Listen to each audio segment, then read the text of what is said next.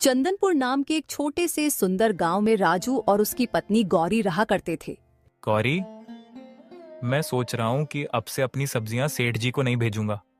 हम खुद बाजार जाकर बेचेंगे ताकि हमें ज्यादा मुनाफा हो। हर साल मेहनत हम करें और फायदा सेठ जी उठाएं।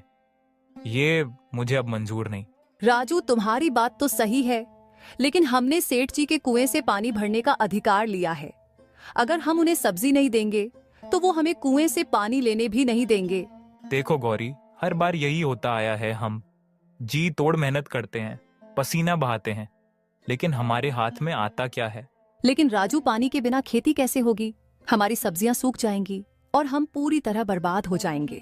तो हम भी हार मानने वालों में से नहीं हैं। हम अपनी मेहनत का पूरा हक लेकर रहेंगे, चाहे कोई भी रोके।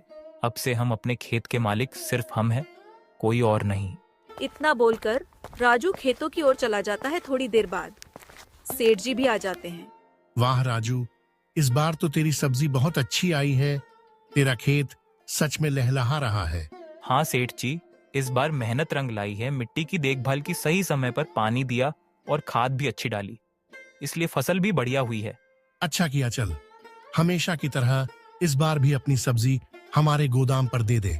तुझे दाम भी अच्छे मिलेंगे और तेरा झंझट भी कम होगा। राजू यह सुनकर कुछ पल के लिए ठहर जाता है। फिर वह टोकरियों को गाड़ी में रखने के बजाय सीधा सेठ जी की ओर देखता है। नहीं सेठ जी, इस बार मैं अपनी सब्जी खुद बाजार में बेचने जाऊंगा। ठीक है राजू, जैसी तेरी मर्जी। पर याद रख, बाजार आसान नहीं है। अगर तुझे कभी मेरी जरूरत पड़े तो बता देना। धन्यवाद सेठ जी, लेकिन अब मैं अपनी मेहनत का सही मोल खुद तय करना सीखूंगा। अरे, वह सेठ जी तो काफी अच्छे इंसान है। मैंने तो सोचा था कि वह अब मुझे अपने कुएं का पानी नहीं देंगे, लेकिन उन्होंने तो मुझे अपनी सब्जी बेचने की भी इजाजत दे दी। अरे भाई राजू, क्या बात है? तूने इस बार अपनी सब्जी सेठ जी को नहीं बेची?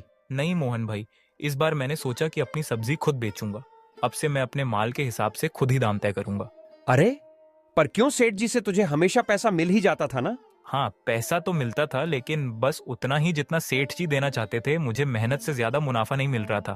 हर बार मैं देखता था कि मेरी उगाई सब्जी बाजार में ऊंचे दामों पर बिकती है, लेकिन मुझे औसत ही मिलता था। तो बता, तूने किस हिसाब से अपनी सब्जी बेचने का सोचा है? मैंने हिसाब लगाया है। इस बार मैं अपनी सब्जी 200 प्रति टोकरा बेचूंगा। इससे मुझे भी अच्छा मुनाफा होगा और तुझे भी बढ़िया ताजी सब्जियां मिलेंगी। ठीक है राजू, 200 में तेरी सब्जी मुझे सही लग रही है। ये सौदा पक्का। बिल्कुल मोहन भाई, तेरा भरोसा मेरे लिए बहुत मायने रखता है। राजू अपनी सब सब्जियां बेचकर अपने घर आ जाता है। गौरी, देखो इस बार मैंने अपनी सब्जी खुद बाजार में बेची और इतने अच्छे दाम मिले कि पूछो मत। अरे वाह राजू, ये तो बहुत अच्छी खबर है। तुम्हारी मेहनत आखिर रंग लाई। लेकिन बताओ, सेठ जी को बुरा तो नहीं लगा? नहीं गौरी, यही तो सबसे अच्छी बात है। सेठ जी को बिल्कुल भी बुरा नहीं लगा। उन्होंने तो उल्टा कहा कि अब मैं अपने हिसाब से काम कर सकता हूँ। यह तो सच में बड़ी बात है राजू। अब हमें किसी की शर्तों पर नहीं चलना पड़ेगा। अपनी सब्जी अच्छे दामों पर बेच सकते हैं और अपनी जिंदगी बेहतर बना सकते हैं। बिल्कुल गौरी, अब मैं अपनी फसल का सही दाम खुद तय करूंगा और सबसे बड़ी बात, सेठ जी हमें अपने कुएं से पानी भरने की इजाजत भी देंगे। ये तो काफी अच्छी बात है राजू। चलो अब तुम बैठो, मैं नदी पर से पानी भरकर लेकर आ जाती हूँ। फिर तुम्हारा लिया खाना बना दूंगी। गौरी नदी की ओर पानी लेने चली जाती है। अरे गौरी, कैसी हो? सब ठीक तो है ना? हाँ सीता, सब बढ़िया चल रहा है। इस बार तो और भी अच्छा हुआ। राजू ने अपनी फसल सेठ जी को नहीं बेची, बल्कि सीधे बाजार में बेचकर आया है। इससे हमें काफी अच्छे पैसे मिले हैं। अरे ये तुम क्या कह रही हो? तुम्हारे राजू ने इस बार सेठ जी को नहीं बेचा, लेकिन क्यों? हाँ बहन, हर साल सेठ जी हमारी मेहनत का सस्ता सौदा कर लेते थे और हमें बहुत कम पैसे देते थे। लेकिन इस बार राजू ने ठान लिया कि वो अपनी मेहनत की असली कीमत पाएगा। उसने सीधे बाजार जाकर व्यापारियों से बात की और देखो, इस बार हमें फसल का 2 गुना दाम मिला। तुम सही कह रही हो गौरी। मैं भी अपने रवि से इस बारे में बात करूंगी। अगर हम भी सीधे बाजार में जाकर अपनी फसल बेचें तो शायद हमें भी अच्छा मुनाफा हो। हाँ बहन, और अगर हम औरतें अपने पतियों का साथ दें तो हम सब अपनी मेहनत की सही कीमत पा सकते हैं। इस बार तो राजू ने सिर्फ अपनी ही नहीं, गांव के और भी कुछ किसानों की फसल को बाजार में बिकवाया। अब हम सब मिलकर सेठ जी की इस जबरदस्ती का सामना करेंगे। अब तो मैं भी रवि से कहूंगी कि इस बार फसल सीधे बाजार में ही बेचे हमें। अपने हक के लिए आगे बढ़ना ही होगा। सीता पानी लेकर अपना घर जाती है। रवि, तुमने सुना? राजू ने इस बार अपनी सब्जियां सेठ जी को नहीं बेची, बल्कि खुद बाजार जाकर बेची और उसे बहुत अच्छा मुनाफा हुआ। उसने कहा कि सीधे ग्राहकों को बेचने से उसे सेठ जी के मुकाबले दुगना फायदा हुआ है। सच में सीता, अगर राजू को इतना ज्यादा फायदा हुआ है तो हम क्यों नहीं ऐसा करते? हम सालों से सेठ जी को सब्जियां बेचते आ रहे हैं और वो हमें बहुत कम पैसे देता है, लेकिन बाजार में बेचने से हमें हमारी मेहनत का असली दाम मिलेगा। हाँ, मैंने भी सुना है कि सेठ जी सस्ते में हमसे सब्जी खरीदकर शहर में महंगे दामों पर बेचता है। हम मेहनत करें, हमारी जमीन से ताजी सब्जियां उगें और फायदा कोई और उठाए, ये अब नहीं चलेगा। अगर राजू कर सकता है तो हम भी कर सकते हैं। तो तय रहा, इस बार हम भी अपनी सब्जियां सेठ जी को नहीं बेचेंगे। हम खुद बाजार जाकर बेचेंगे और देखेंगे कि हमें कितना मुनाफा होता है। अगर यह तरीका सही रहा तो हम आगे से भी सेठ जी पर निर्भर नहीं रहेंगे। सही कहा रवि, अब हमारी मेहनत का पूरा फल हमें ही मिलेगा। इस बार हम भी बाजार जाकर अपनी सब्जियां बेचेंगे। सीता, मैं सेठ जी से बोलकर आता हूँ कि आज से हम उन्हें सब्जी बेचना बंद कर देगा। सेठ जी, हमने फैसला कर लिया है, आज से हम आपको अपनी सब्जियां नहीं बेचेंगे। मैं खुद बाजार जाकर अपनी सब्जियां बेचूंगा। वहां मुझे अच्छे दाम मिलेंगे और मेरी मेहनत का पूरा फल मिलेगा। क्या कह रहा है रवि? ऐसा उल्टा सीधा कदम मत उठा। तेरा काम खेती करना है, व्यापार नहीं। मैं तुझसे हमेशा अच्छे दामों में सब्जी खरीदता आया हूँ, फिर तुझे बाजार जाने की जरूरत ही क्या है? सेठ जी, अच्छे दाम आप हमें जितना देते हैं उससे 2 गुना बाजार में मिलता है। हमने देखा है कि आप हमारी सस्ती सब्जियां खरीदकर शहर में ऊंचे दामों पर बेचते हैं। अब हम भी अपनी मेहनत की असली कीमत पाना चाहते हैं। देखो, ऐसा कदम उठाकर तुम मुसीबत में पड़ सकते हो। बाजार जाना आसान नहीं होता, वहां बहुत प्रतिस्पर्धा है। अगर तुम मुझसे सब्जी बेचोगे तो तुम्हें हर हफ्ते पैसे मिलते रहेंगे, पर बाजार में क्या भरोसा, वहां कभी दाम गिरते हैं, कभी कोई ग्राहक नहीं मिलता। सोच समझकर फैसला करो। मैंने फैसला कर लिया है सेठ जी, मैं बस आपको यही बताने आया था। इतना बोलकर रवि वहाँ से आ जाता है। गर्मी के दिनों में पानी की समस्या बढ़ती जा रही थी। 2-4 दिन में ही पानी की कमी महसूस होने लगी और अब खेतों को भरपूर पानी की जरूरत पड़ने लगी थी। गांव में केवल एक ही जगह पानी बचा था, सेठ जी का कुआं। गौरी, अब मैं चलता हूँ। मुझे जल्द से जल्द सेठ जी के कुएं से पानी निकालना है ताकि अपनी सब्जियों को पानी दे सकूं। अगर समय पर पानी नहीं दिया तो सारी मेहनत बेकार हो जाएगी। खेतों में सब्जियां अब लगभग तैयार हैं, बस कुछ दिनों की मेहनत और चाहिए थी। हाँ राजू, तुम सही कह रहे हो। इस समय पानी की सबसे ज्यादा जरूरत है, नहीं तो सब्जियां मुरझा जाएंगी। तुम्हारी कितनी मेहनत लगी है इन्हें उगाने में। मैं जानती हूँ, तुम जल्दी से पानी डाल दो ताकि तुम्हारी फसल सही समय पर तैयार हो सके और हमें अच्छा मुनाफा मिल सके। हाँ गौरी, यही सोचकर ही तो मैं भागा जा रहा हूँ। अगर सब्जियां अच्छी हो गई तो बाजार में अच्छी कीमत मिलेगी और घर की हालत भी सुधर जाएगी। बिल्कुल, मेहनत का फल जरूर मिलेगा। तुम ध्यान रखना, जल्दी लौट आना। इतना बोलकर राजू अपना खेतों में चला जाता है। राजू जैसे ही कुएं की ओर पानी निकालने जाता है, वहाँ पर सेठ जी खड़े होते हैं।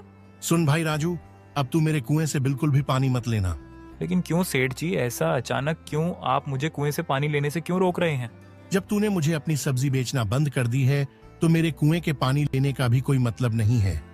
तुझे याद है, पहले तू अपनी सब्जियां मेरी दुकान पर बेचा करता था, लेकिन अब तू दूसरे बाजार में बेचने लगा है। जब तूने मेरे साथ व्यापार खत्म कर दिया तो मैं तुझे अपने कुएं का पानी क्यों दूं? सेठ जी, ऐसा मत कीजिए। अगर ये पानी मेरी सब्जी को नहीं मिला तो वे सूखकर खराब हो जाएंगी। मेरा परिवार भूखा मर जाएगा। राजू, ये मेरा कुआं है, मेरी मेहनत से खुदवाया हुआ। मैं जिसे चाहूं पानी दूं, जिसे चाहूं ना दूं। जब तुझे अपने फायदे के लिए नया बाजार मिल गया तो अब पानी के लिए मेरे पास क्यों आया? इतना सुनकर राजू निराश हो जाता है और अपने घर आ जाता है। जब भी थोड़ी देर बाद रवि भी कुएं से पानी लेने के लिए आता है तो सेठ उसको भी मना कर देता है। राजू, ये क्या हो रहा है? इतनी भयंकर गर्मी में सेठ जी ने हमें पानी देने से मना कर दिया। हाँ गौरी, सेठ जी ने साफ साफ कह दिया कि जब हम अपनी सब्जी उन्हें नहीं बेच रहे तो हमें उनके कुएं से पानी लेने की कोई जरूरत नहीं। मैंने बहुत विनती की, कहा कि हमारी फसल बर्बाद हो जाएगी, लेकिन उन्होंने एक न सुनी। ये तो बहुत बड़ा अन्याय है राजू। अगर हमारी सब्जियों को समय पर पानी नहीं मिला तो सब सूख जाएंगी हमारी मेहनत पर पानी फिर जाएगा। और जानते हो गौरी, सेठ जी हंसते हुए कह रहे थे, जब बाजार में ज्यादा दाम पाने के लिए तुम अपनी सब्जियां हमें नहीं बेचते, तो हमारे कुएं के पानी का इस्तेमाल करने का हक तुम्हें कैसे मिल सकता है? लेकिन राजू, हम तो मेहनत से अपनी जमीन पर फसल उगाते हैं। ये पानी किसी एक का नहीं है, यह तो सबका हक है। तभी राजू के घर के बाहर रवि आता है। राजू भाई, अरे राजू भाई बाहर आइए। राजू रवि की आवाज सुनकर बाहर जाता है। राजू भाई, यह क्या कर दिया आपने? सेठ जी ने तो हमें पानी देने से ही मना कर दिया। हमारी सब्जियां प्यास से तड़प रही हैं, सूख रही हैं। अगर जल्द ही पानी नहीं मिला तो हमारी पूरी मेहनत मिट्टी में मिल जाएगी। हाँ रवि, मुझे पता चला सेठ जी ने सिर्फ तुम्हें ही नहीं बल्कि मुझे भी अपने कुएं से पानी लेने से रोक दिया है। यह तो सरासर अन्याय है। और यह सब तुम्हारी वजह से हुआ है राजू भाई। अगर मैं तुम्हारी बात नहीं मानता और सेठ जी को वैसे ही सब्जियां बेचता रहता तो आज ये दिन नहीं देखना पड़ता। तुमने कहा कि हमें अपनी मेहनत का पूरा दाम मिलना चाहिए, लेकिन देखो अब हमारी फसल ही सूख रही है। रवि, मैं जानता हूं कि हालात बहुत मुश्किल हैं, लेकिन सोचो, अगर हम सेठ जी की मनमानी के आगे झुक जाते तो क्या हमें कभी अपनी मेहनत का सही मोल मिलता? हम दिन रात मेहनत करते हैं, खेतों में खून पसीना बहाते हैं, लेकिन सेठ जी हमेशा हमें कम दाम देकर लूटते रहे हैं। इतना सुनकर रवि वहाँ से चला जाता है। अगले दिन एक बूढ़े चाचा राजू के घर के बाहर आते हैं। अरे बेटा, कुछ खाने को मिलेगा क्या? कोई है? आवाज सुनकर राजू घर के बाहर आता है। बेटा, मैं बहुत दूर से आया हूँ, सुबह से कुछ खाया नहीं, पेट में अन्न का एक दाना भी नहीं गया, बड़ी भूख लगी है। अगर थोड़ा सा खाना मिल जाता तो तेरा बहुत बड़ा एहसान होता। अरे चाचा, आपको भूखा देखकर अच्छा नहीं लग रहा। आप यहीं दरवाजे पर खड़े मत रहिए, अंदर आइए, मैं अभी आपके लिए खाना लेकर आता हूँ। नहीं बेटा, मैं यहीं दरवाजे पर ठीक हूँ, मुझे बस थोड़ा सा खाना दे दे जिससे मेरा पेट भर जाए। राजू घर के अंदर जाता है खाना लाने के लिए। राजू घर के अंदर जाता है खाना लाने के लिए। गौरी, क्या हमारे पास थोड़ा सा खाना बचा है? राजू, तुम्हें तो पता ही है कि हमारी हालत कितनी बुरी है। सेठ जी ने हमें कुएं से पानी लेने से भी मना कर दिया है। हमारी सब्जी भी बस 1-2 दिन में खराब हो जाएगी। मुझे पता है गौरी, लेकिन बाहर चाचा भूखे खड़े हैं, उनके लिए कुछ है तो बताओ। राजू, खाना तो बस तुम्हारे लिए बचा है। अगर तुम वो चाचा को दे दोगे तो तुम क्या खाओगे? और ऊपर से पानी की एक बूंद भी घर में नहीं है। गौरी, मुझे छोड़ो, मैं तो कुछ भी खा लूंगा। तुम मुझे वो खाना दे दो, मैं चाचा को दे दूंगा। राजू वह खाना चाचा को खिला देता है। चाचा खाना खाने के बाद बोलता है, बेटा, तू इतनी देर में बाहर क्यों आया? क्या तेरे पास खाने को कुछ नहीं था? अब आपको क्या बताऊं चाचा, मेरा खेत तो है, उसमें सब्जियां भी हैं, लेकिन पानी नहीं है। जब पानी ही नहीं मिलेगा तो खेत कैसे हरा भरा रहेगा?